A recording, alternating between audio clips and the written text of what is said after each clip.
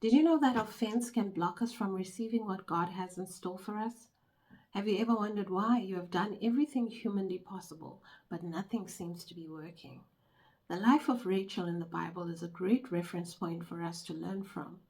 She's first introduced to us in Genesis 29 when she brings her father's flock to the well to come and drink. There she encounters Jacob, her would-be husband. She then brings Jacob to her father's house, and her father, Laban, warmly welcomes him. Jacob soon expresses his interest in marrying Rachel, and Jacob and Laban agree for Jacob to serve 7 years for her hand in marriage. Jacob gladly serves the 7 years, and when the 7 years have come to an end, he requests his bride. Now this is where Laban tricks Jacob and marries off Leah instead.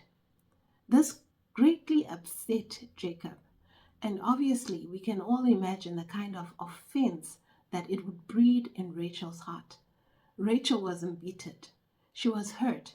The people that she had loved, the people that she had looked up to, had betrayed her in the greatest of ways. But yes, this was not God's will. However, it was man's will. God still expected her to forgive. It was unpleasant, but forgiveness would set her heart free. We then see Laban request Jacob to serve an additional 7 years for Rachel's hand in marriage.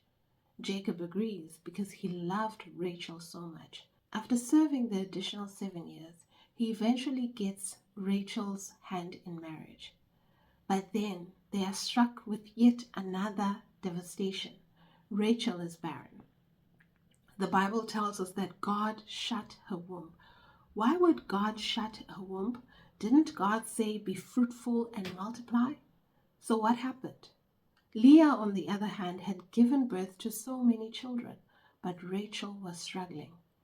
It is because her heart was not good grounds for God to sow the seed intended for her.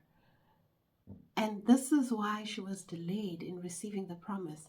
Had she received her promise, had she received her seed, she would have ended up destroying it. The bitterness in her heart would have spilled over to the child. And we all know that that firstborn seed was Joseph. God withheld that promise until such a time that Rachel was ready. God saw it fit that her heart was now in the right place, that he could release that promise. That's why we are told that God remembered Rachel, not because he had forgotten about her, but the grounds of her heart were not fertile grounds for God to release the seed, the kind of promise that Joseph would be. Eventually, we see Rachel conceive her promise. This is applicable to us as well. When our hearts are filled with bitterness, it is breeding ground for the devil. And when the devil takes habitation in our hearts, God cannot release his seed in that type of ground. It is only when we have completely surrendered our pain, completely surrendered every offense, and chosen the path of forgiveness that our hearts become good grounds for God to sow his promise. Offense can delay us. Offense can even derail us, and it makes God seem like a liar. But the problem is us. Like Rachel, the cause of her barrenness was the offense in her heart. And when she chose to forgive, when she let go of the pain in her heart, she was able to receive. So today's message is to remind us that offense is rather a hindrance. God bless us all.